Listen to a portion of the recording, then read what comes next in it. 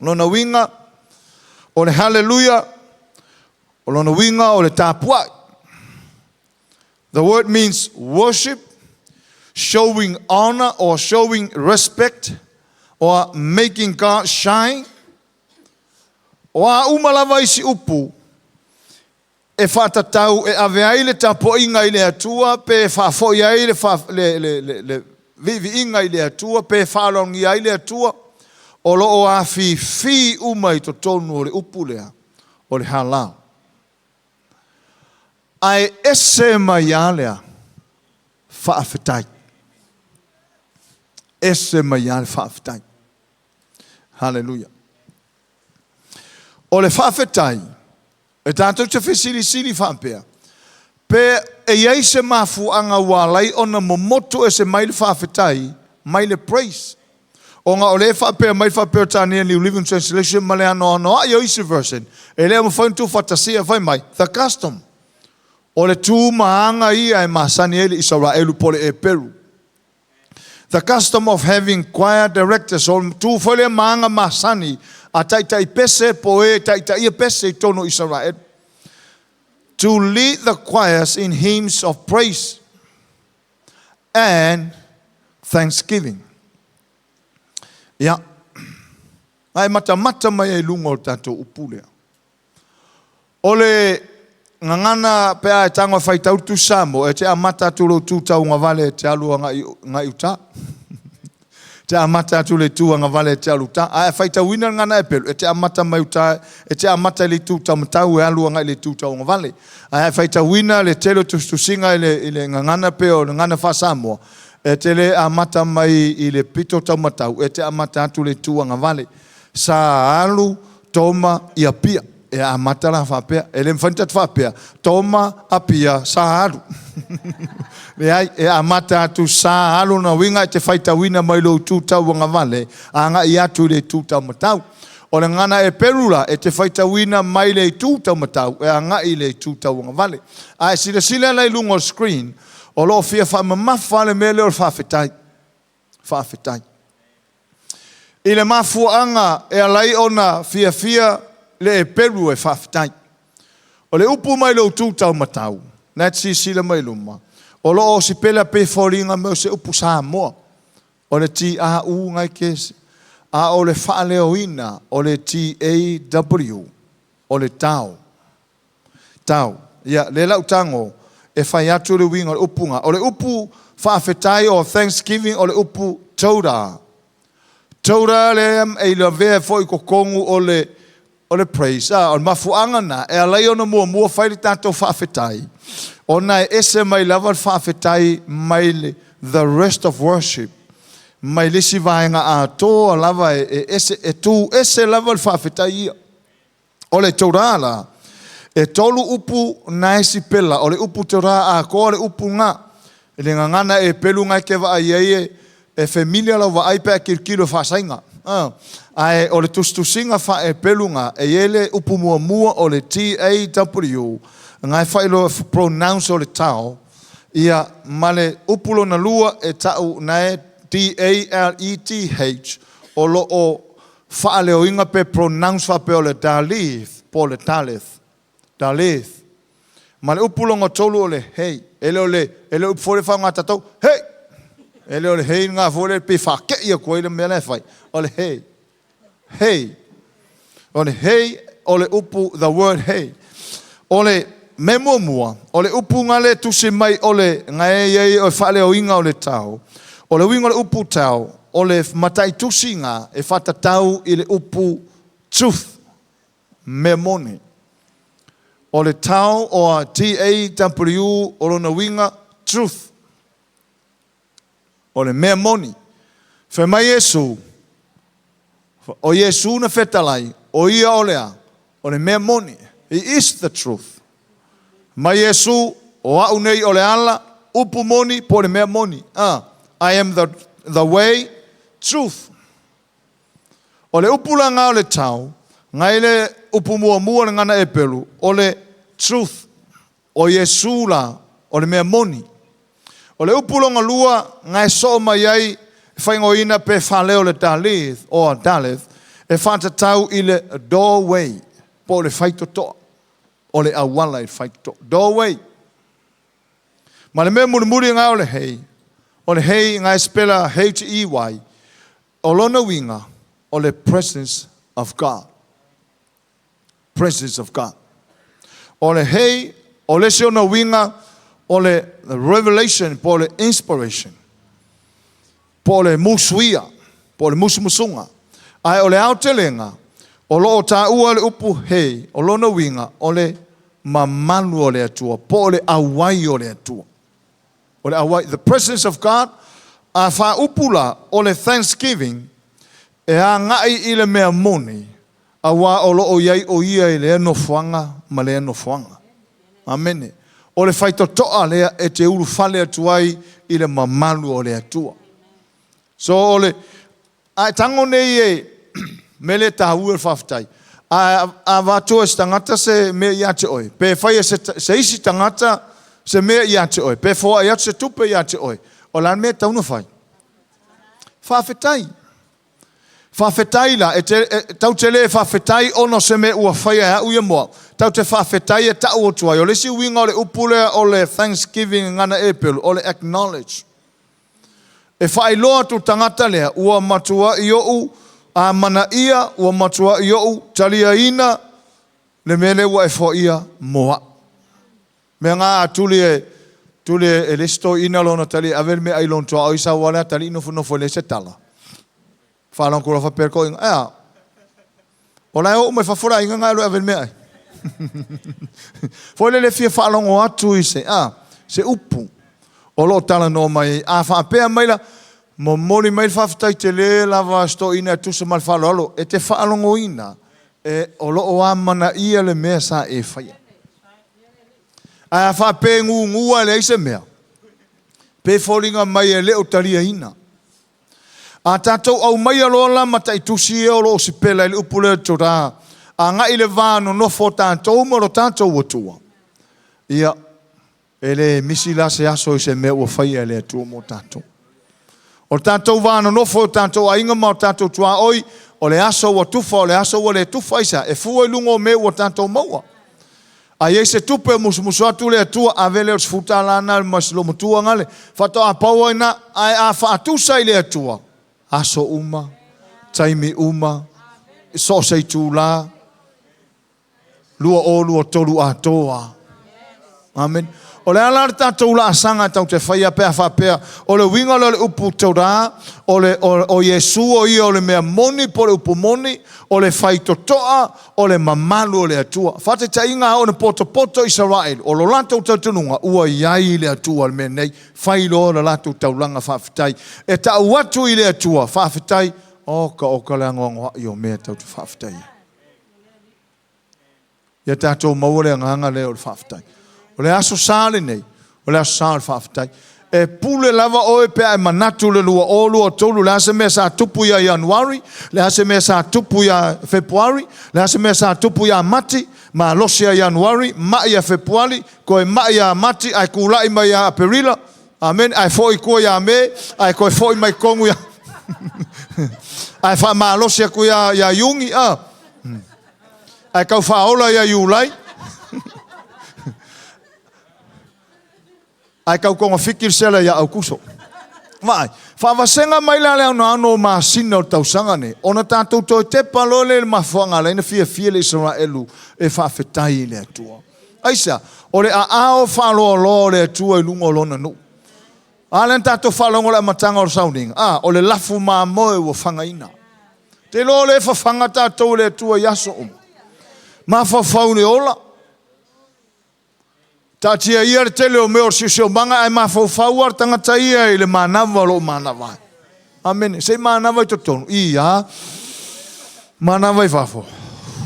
Sau fere ea lea. Mai lea tua. Sau mai lea tua. Amen. So o le winga foilele pe atato whauinga ina. I le ngangana e peru ia. I le ngangana e peru o le upule o le Thanksgiving. E whaingoa le tangata e pelu o le maftanga vā la lata. Intimacy, relationship with God. O le si whauinga ina le Israel, a ona whaile lātou whawhetai, o le whaito toa lea e ta tai atu ai lātou i le mea moni, a ngai atu le maftanga lata maro lātou atua. Me le ngā lainga apia le upule o tora e tono le whae peru. Langa tā ua i le atua le whawhetai. Amen. Whalongolongo le whawai. Ina ua mahe ale lolo. Nā mea sāwhai, o le taulanga whawhetai. Au mai ei manu mama. Nena whawhongo tau mwhai atua i tatua o whawai. Ne whapea mai tau wina tala lea le tatua o whawai whapea le taulia i lumo le atua ni tupe parpala.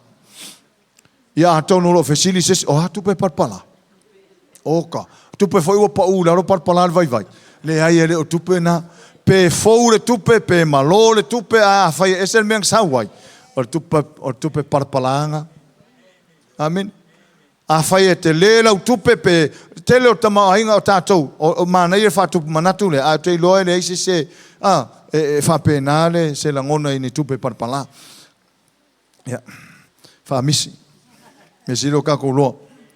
Hallelujah. E teimi e tu manga folele al Israel. E teimi e misele worship al Israel. E teimi e misele praise al Israel. Aile misil faftai al Israel. E foi lá teimi sa worta tai sa ninga ia wole faiatu se worship, wole faiatu se praise, ai fa peatu faiatu le tanto faftai ile atua. Atau no fesili se tasi, ola elma fuanga. Fai faftai. Ola me o lesi foi faftai o ka foi nga uma me faftai ai. Te lo le uma me tau faftai ai le tu. Amen. Na te ala mai na sa mai tau sanga nei la uma. Te ala mai sa mana o mi se tupe. O te tu o foi sa o mana o mi se tupe sa o mana o mi se so swani a o le atua. Na ye so swani mai a te tato. Ele o le ala na o tato faftai. Amen. Mai tala niso tu singa la fion pa ia le atua e ngalo tinan fa susulanga pepe. Ao ana popule loto tinai i fe auma tiute wakangi yasi mele fanga a ole atua fai mai e lema fai ona ngalo i tatou i le atua. O le mena ua tatau un tatou whaftai o e langono ina se nganga whaftai me se loto whaftai le nei taia. Amen. Whaftai me ua ia fai mo tatou. Se sile salamo lima sfuru.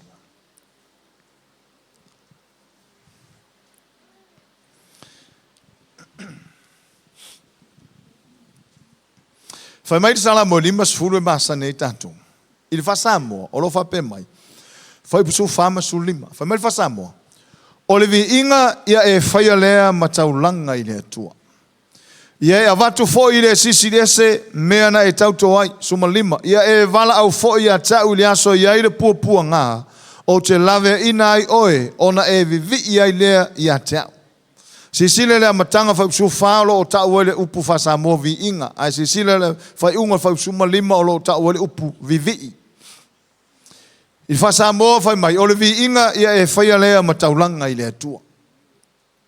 Tato wone i le regional po o le ngangana tustusia i matu fatasia ai. E tau ese la i titi ala. O whapea tania fi fai tauni ma le MPC.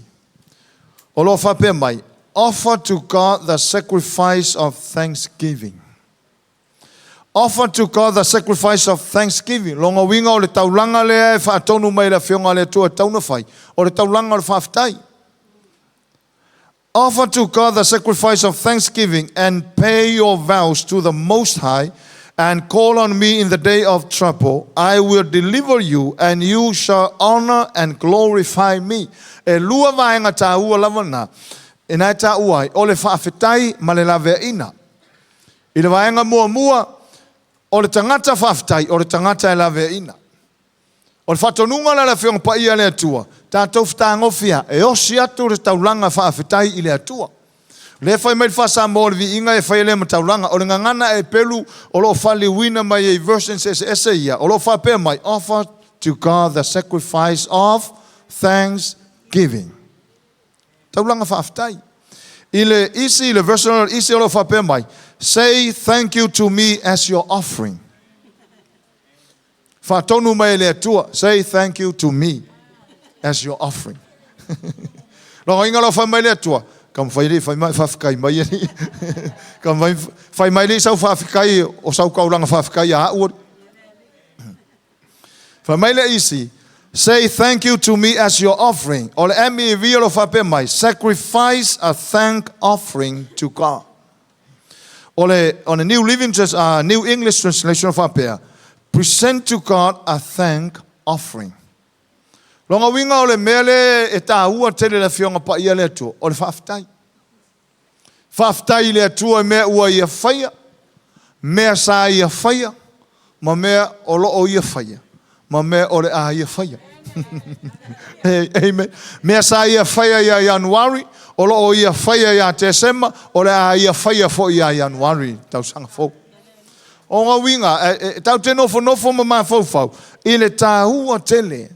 O le whaftai. O le sila winga le upu thanksgiving. O le acknowledge. Appreciate. Wakalia le lei. Me ua whaia le atua. Mō tātou. E le meo te whiata watu I le Revelation whiaka waku I le melea. Tustu singa wha e pelu ma le so tanga o tangata e pelu I le atua. E te tunungo tangata e pelu e whapea. So tangata lava e le tūlanga fo le leo le lack of thanksgiving. Po se upu whaapea, so tangata e le whaafetai I le atua. E wha upu tangata e sora elu, o ringa hoi. Sorry. E lo loto tele pe a tantou ma fau iai. O ringa hoi pe a whaapea. E tele manona I mea ua whaia le atua I tangata I sora elu. Ai le eise whaafetai atu I le atua. Mele na lain whai mele whai salamo. O le vi inga po le whawhetai, whai mataulanga I le atua. A ola ina whai mataulanga I le atua le whawhetai na, a iai le aso e pua ngā tia I tangata le whawhetai. O na e wala au mai le, a ulawe ina oe. Tele tangata e fia lawe ina e muso whawhetai. E mana a wholele pui mai, lawe I mai a ulela uaru I pia, lawe I mai a ulela uaru savai, lawe I mai a ulela umalanga I whea, a ele aise whawhetai. Te loa e te whamana tuatu ia te ole a ingo le atua, ole a sār whawhetai, māso uma. Aisa, thanksgiving is very important in the eyes of God. Ta ua tele loto whawhetai le atua, ole se le I loa whaise upu whawhekai. Ngā lai wakua mwhaonga. Yami, o inga mai le merea. Manga ina pe anga kele. Kwa mise se whawhekai. Te loa, a o ina tātou la hingo le atua. Ia ngoto lo loto le upure o whanga ina. Tō anga I whawhetai. Ai whawhetai nei lo tua oi. Te loa, a o ina o le mele o le fia whai whawhetai le atua. So se mea, a whai fo stangata se mea ia teo. E mea ke le whawhetai. A o tātou le lava wā, whawhetai te le lava, ia kako whesu ia, wa ke le lava whawhekai. Pule a kako whainga, a ia mai lo loto, si le fia le atua lo loto whawhetai. Amen, o le whawhetai o le whaifi au. E le ma whamatala ina le ano noa i o mea. Amen. E le ngana e peru. E na tustusia, se tusi e whaia onga ingo ia Hanina, po Hanina, o le Rabbi Hanina, o lo ia tustusia se tusi e whaingo ina, ma whamatala ina ia le tangata, e le ma whaia ia na recognizinga ni mea ua whaia e le atua. E le tūla ma le anga wha e peru. Te lo oe o le upule o le recognize, o le amana ia ina. E whaia singa whanua noa pe a wha pe kia rua kumarau kusi pasi ngiu. Si lefa mai oi oi oro, oi e le ao ngā ingisi. E le, ora kusi pasi lea le maurunga ngei o le meksa ua. Oi e le kauria ngei a kākou. Ke lo o mākou ngei. E mga amia ko sau ko er ko ia onga le mai lalu. Mai, onga te vai mai le ke le o le PA le ko sau maa. O le PA system e le kauria ngei sa. Le kauria ngei a mākou. O le aso una ngona pe whape wakuse me mai lo lota e lea mga i ngā riska ngaka. Makua ke lea aro whangongoa. O isi kai mea ke hika maso. Alu kupe, whainga ngi mea le kauria ngi. Ako i whafo. Ai mana ia oi. Sole. Ola, makua e whalongo ina a, wa makua e langona ina le langona fia. I luma lao le atua. Mea te tele ma mea fofongia, yaso uma wa whaia le atua ai le recognizing ar kangaka. Whamaile o e peru, ore ngā oi. Ore ngā oi luma o le atua aisa. A maile ola, a maile maanawa, a maile ea, a maile wha malolonga, fo ai mai me ai tau le aso ma le aso, fo ai mai lau tā vale, amen. Fo ai mai marau au le leinga iei, ke whapea ke e au le lei. Kiro kakanga u kafa mai fai, vi ia le li ilana fofuanga, whatalo fai. Kakolo le lei au tangata au le atua, tangata au le lei. Mela ngā lainga au le lei o ngā ke alu ia Yesu. Masau e so uma. Ai sila mai le atua le aisa whawhitai alu watu. O le vaai le atua ma se sila le atua. O pea le amane ia ina la ufana u mea ia o te whai. E le recognizing e o tangata mea ia o te whai e aso uma. Haso uma. Mela le ina whantontonu mai le whionga pa ia le atua. Tātua, whaan leo le loto whawhitai le atua. A le tausanga nei la mawai. Sai mai. Sai mo misef sosoani. Tari tonu lo loto, tātou umana mana o misef sosoani. Tartalo mai lo lima pea whapea sa e mana o misef sosoani. Amen. Le alal mea taun tātou whaia le asun nei. O le whaafetai le atua. Whaafetai le atua. E le pese ngau whalongo usu le si au vaenga. Whai mai, thank you for the cross. Mea whaafetai le atua le sa taulo, whaafetai le atua le toto Yesu Kiriso, whaafetai e le vai aso ngei, le kausanga ngei, e le mawhaim tātou tō lauwina mea ua whaia le atua, mō tātou.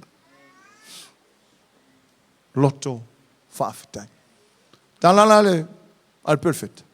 Mai o aso ia le i whioti wa isi translation le whai mai. Ao le i whioti a safo matawita. Fia e whai pe senga e whaafetai atua i le atua. Fai pese praise, toi fai pese whawhitai. Ma winga ese pese fai ere praise, ese pese fai ere whawhitai. O le mele sa fai e tāwita maasafu. Ku mai loa au tātou au ngā tupulanga. A fai sa manui ai loto tāwita maasafu. A fai sa manui ai tangata Israelu o lātou taimi. Ai ala o tātou taimi. Tau te manui ai fo. Te loa a tele lau whawhitai. Wai o le lisi le vaenga tāua e fsosani mō tātou. O lisi tangata. Me malia sa umata ia u yaso ia. Anu whaftai u whaita talo. Pena o le lima i le ono upu. Anu whato senga. Pena o le tolu upu. Ai anu lor mana onga. O le kala a koa. Aso a koa whai. Le atua mana o mia fōi mai le fōi mai. Ngā le fōi mai ia. Ai a whai whaftai ngā le lima upu. Ai a whai whato senga ngā re koro upu. Ai whai lor mana onga. Ia ua umala upu. Alu ai lava. Ai mangai pe asui. A whai le mana onga. Wha upu. Whai whato senga ono upu. Ai whai lor whawhitai. Lima se lau upu. Wha solo koe lunga. Ia tele atura tātou upu o whawhitai eisa. Le eisa aso e misi ai tau singa le atua mō tātou. Amene. Le atua le tau te ola le iai. Le atua le tau te malolo ai. Whawhitai le atua. Lua afes fuwiva wha malolo ai au le atua. Le ua le aso nge lua o lua tolu. Kere i koe mai. Kere i mai le lua afe lua se fulu. Lua afe lua o lua kasi lua o lua o lua kolu. Kere i koe mai karung wha malolo au le atua. Amene.